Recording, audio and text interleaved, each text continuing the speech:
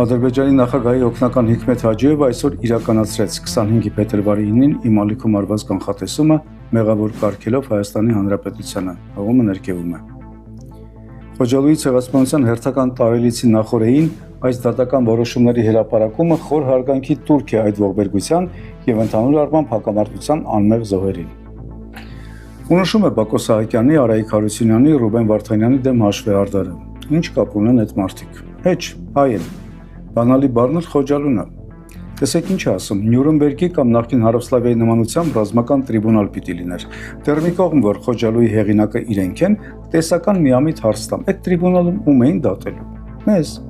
Քանի որ փաստ չի, թե վաղը մյուս օրը երկու երկրում պլյուս Ամերիկա-Ռուսաստան իրադրությունը ոնց կզարգանա, դրա համար այսօրվանից թուրքերը սերմը պաշտոնապես գցեցին դաշտ։ Խաղաղությունը լավ բան է, բայց ռուսական հայտնի խոսքը հիշելով, «Обещанного 3 года ждут»։